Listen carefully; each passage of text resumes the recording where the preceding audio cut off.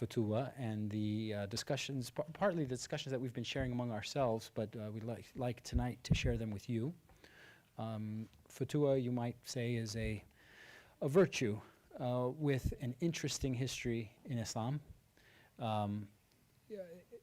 Our speakers come from a variety of backgrounds. I'll let them introduce themselves, if that's okay, like, you know, institution, is that okay? Just save time, you know, I'll say your name and you say where you're from and things like that. And they'll briefly summarize their research, and then we'll open it up to questions, if that's okay. So first, Dr. Mukhtar Ali, currently at Kyle, right? Yeah, he's currently a visiting professor here. And go ahead. Okay. Bismillah ar-Rahman ar-Rahim. Assalamu alaikum, everyone. Thank you all for coming out. I'm one of the visiting professors here at Kyle, and my work is largely in Sufism, particularly Ibn Arabi Sufism. But for this particular project and conference, I chose to speak on Khaja ʿAbdallāhAnṣārī's Manāzil al-Sāʻirīn and the Futuwwa section in that book.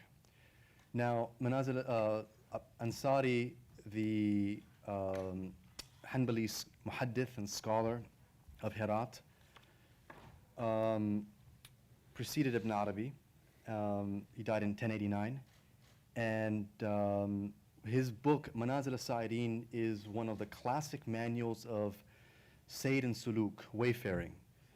So the idea behind, the premise behind this work is that the human soul makes a journey to God, from inception to death and beyond and so on.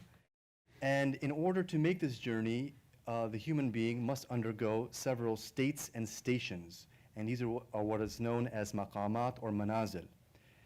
So he has identified in this book 100 manazil, and out of those 100, Futuwwa stands at number 39, and this is the section on akhlaq. So we have bidayat, we have abwab, we have muamalat, interactions, and then we have akhlaq, and then it goes on to awdiya, valleys, and so on. So it's sort of in the middle, as far as Ansari is looking at it, and in wayfaring, in the trajectory of human development. It is in the middle of that journey, before the person receives ahwal and states, he must perfect his akhlaq. But Futuwwa is number 39 in his ordering. Now keep in mind that this is not only Ansari's idea to order the maqamat. Others before him have done that. For example, Qushayri or Sulami or others who have preceded him in the idea of identifying the states and the stations. But Ansari's text is the most comprehensive, the most articulate, most elaborate, and complex, and also understudied. So this is why I chose to do this. Now, let me get right into the title of my very brief talk, which is the idea as Futuwwa as the embodiment of the most noble character traits. Now, the most noble character traits is a translation of this word, Makārimal-Akhlāq. Now, we have this word, fadā'il al-akhlāq. Fadā'il are the virtues, normative ethics. But Makārim is something else, and this is what I explore. So, as we have the hadith from the Prophet which says, إِنِّي بُعِثُّ لِأُتَمِّمْ مَكَارِمَ الْأَخْلَاقِ. I have been sent down only to complete the Makārimal-Akhlāq. So what are these Makārim he's referring to? Why didn't he say Fadā'il? Or why didn't he just say Akhlāq, period? But he said Makārim. And this is what I wish to explore. And what I'm positing in this paper, the thesis of the paper, is that this idea of Futuwwa, which many have given a definition for example, Qushayri, he quotes in his Risala a number of the early Sufi scholars who have talked about the meaning of Futuwwa. What is Futuwwa? It is forgetting the faults of your brothers. It is having no enemies whatsoever. It is that you are your own enemy before God. It is, and so on, or to break the idol of the self. These are all the early definitions of Futuwwa. But when we move to Ansari, he has a different sort of elaboration of this. Now, as we said, Ansari is very articulate, and this is a very condensed text. So in every chapter, he talks about the maqamat in 3 stages. It's the bidayat, and the mutawassitin, and then the experts, or the ones who have arrived. The elect and the foremost of the elect. So keep in mind that there's this tripartite division in all of the maqamat that Ansari talks about. And the other thing is that there may not be only 3 divisions of Futuwwa or any of the maqamat, but it is a pedagogical tool which makes Ansari's text all the more useful for the traveler, as a practical manual of spiritual wayfaring. So let us go into, before I talk about the Makarim and its relation, let's talk about what Ansari himself says. And I use also Abdurrazzaq Kashani's commentary on Ansari's text. There was 2 very important commentaries, one by Tilmisani and one by Kashani. Kashani was an Ibn Arabi scholar, but he also did many other things. He was a lexicographer. He was a commentator on Ansari's text. Now, the first thing Ansari says in this chapter, after quoting the verse of the Quran, there were youth who believed in their Lord, and we increased them in guidance, referring to the Ashab al-Kahf. He says, the essence of Futuwwa is that you do not see yourself being owed any favor, nor that you demand any right. So here, Ansari is talking about the idea of selflessness, which others before him have also articulated. And Kashani writes that the essence of a thing is what is meant by it, its noblest quality, like the pupil of an eye. The noblest aspect of Futuwwa is its most desirable and choice quality, by which it is distinguished. That is, that you do not see yourself being owed any favor, nor demand any right over others. Then he says the first degree of Futuwwa is to leave quarreling, fault-finding, and holding grudges. Okay, now, another way to understand the tripartite division of Ansari is to see that Ansari talks about Futuwwa with relation to oneself, Futuwwa in relation to others, and Futuwwa in relation to God. So Futuwwa can be expressed in 3 different ways. And we'll see how that plays out. I'll try to make it short. Now, so we said the first degree of Futuwwa relates to the self. To leave quarreling, fault-finding, and holding grudges, because these are all conditions of the soul. One is quarreling to have intisar, to be dominant in the argument. One holds a grudge because he can't let go. So all of these relate to the self. But if one lets these qualities go, doesn't hold grudges, then finds serenity. And this is the first level of Futuwwa in relation to oneself. The second degree, now this becomes more sophisticated. He says that you draw near to those who have become hardened towards you. Honor those who have insulted you and pardon those who have wronged you, magnanimously, and not by repressing anger, benevolently, and not by toleration. Now, Kashani has a very nice explanation of this section here. He says that you behave well with those who have wronged you, and that their actions in fact assist you in disciplining the self and training it. Thus, one should honor the one who injures you, because it is them who they give your soul its due and bring you near to your Lord. So here he's saying that Futuwwa is to see injury as a blessing, and to thank the one who injures you, to see him that this person has been brought to you by God, that God sent this person to discipline you. So you can say this is tarbiyah jalaliya. This is tarbiyah from Allah, but from a jalali perspective. So in any ways, the point here is that Futuwwa is to recognize this, to see the divine favor in your trials and tribulations, to accept them with gratitude and honor and dignity. This is Futuwwa. So you honor him and you thank him. Now, you say that God would not have sent you to me, and burdened you with such a responsibility and imposed on you to perform his order with respect to me, were it not for my sins. So this is a kafara for you. So again, another layer of gratitude toward the one who injures you.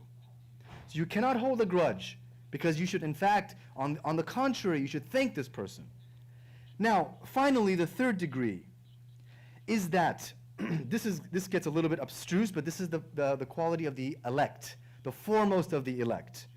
The third degree is that one is not attached to the path through rational proofs. Now, how does this relate to Futuwwa? What does this have to do with being magnanimous, being generous, being noble, and so on? So here, he's saying the proof refers to intellectual proofs. It means that you do not try to reach God with your mind, that you give the dignity and honor to your Lord to show himself to you as he desires to be shown, where he desires to be shown, not through your own endeavor and through your own effort. So this is the quality of Futuwwa, that you receive. You receive from God, you honor God, you give him the dignity not to show himself to you as you would like to be seen, but like as he wishes to be shown to you. Now, I want to sum this up in the next 2 or 3 minutes and say, what is the relationship between Ansāri's description of Futuwwa in these 3 different levels and the Makārimal-Akhlāq? Now, the Makārim are different than the Fadā'il, because the Makārim essentially express the idea that one repays injury by goodness. This is the essence of Makārim. Fadā'il is that you have a right against someone. Someone injures you, you have a right against them. This is the fadila, justice. Or any other fadila, truth-telling, and so on. So that is normative ethics. But Makārim is when you forgive those who injure you. You give those who restrict or cut you off. Let me say, for example, in this prayer by Ali ibn Hussein, Zayn al-Abidin. It's a famous prayer.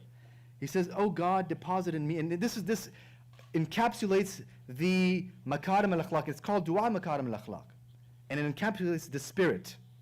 He says, "Oh God, deposit in me no quality for which I will be faulted, unless you set it right.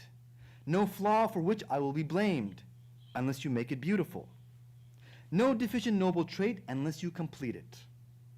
Then he says, "Oh God, bless Muhammad and his household, and point me straight to resist him who is dishonest with me towards good counsel. Repay him who separates from me with gentle devotion. Reward him who deprives me with free giving. Recompense him who cuts me off with joining. Oppose him who slanders me with excellent mention. And give thanks for good and shut my eyes to evil." This here is the essence of Makārimal-Akhlāq. Now, this is not only in the Islamic tradition, this is also in the Christian tradition. We see, which is the continuation of this tradition of Makārimal-Akhlāq. We says, because the Prophet says, "Utammim Makārimal-Akhlāq." I came to complete those morals. So, what is the predecessor? Jesus, for example. Jesus says, and he says, this is a quote from the Bible. He says, "You have heard," Jesus says, "you have heard, it is said, an eye for an eye and a tooth for a tooth. But I tell you, do not resist an evil person. If anyone slaps you on the right cheek, turn to them the other cheek as well. And if anyone wants to sue you and take your shirt, hand over him your coat as well." This is the spirit of Makārim. Or as Joseph said to his brothers when they were before him in the court, "There is no blame on you today." He held no grudge. There is no blame on you today. Ahlan wa sahlan, you're welcome now. So, this is the relation. Now, my closing remark is, once we've identified, or once we see that the spirit of Futuwwa, as all of the predecessors have said, whether it's Qushayri, Sulami, or Ansāri, all of them indicate and they summarize this idea of the Makārimal-Akhlāq, which is to do good when you have been injured. Do good when there's evil in front of you. Now, finally, the question of why use the term Futuwwa? Futuwwa is like chivalry. It means, Fata refers to this idea of the youth. And you've heard the statement, لا فتى إلا علي لا سيف إلا ذو الفقار. So there's Ali in the battlefield, or the companions in the battlefield with their swords and waging war. What does this mean? Why fata is related to battle and warfare? Why not just simply say Makārimal-Akhlāq and call it a day? So Futuwwa is, when we say it's Makārimal-Akhlāq, it's not only Makarim, but it is also the means for the Makarim. Because the fata is the spiritual warrior, one who engages in jihad and nafs. When he sublimates or he conquers the lower self, then he can reach the Makarim. Because nobody can forgive one who injures him without being a superior and noble person, without having generosity instilled in their character, without sublimating the ego, because the ego wants to fight back. Nobody can give when one has been taken, when something has been taken away. No one's going to give. This is your right. You feel that's your right. But here Futuwwa is saying to overcome, to forego your rights. Futuwwa is saying to overlook that and become generous. So Makarim relates to the word karam. Makarim means the generous qualities of insan. The noble and the generous, and those two are very related. Karam, ikram, karamat al-insan, and karam as kareem. So those two qualities are very intimately related. Karam is the highest quality. When you have karam, you have makarim. And then only to reach those makarim, to reach the highest nobility, which the Prophet says, inni bu'ithu li utammim makarim. I've only been sent to fulfill this. So this is the highest nobility, the highest akhlaq, the prophetic akhlaq. One cannot reach that until he wages jihad and nafs. And this is the term that they use, which is called Futuwwa, as Makārimal-Akhlāq.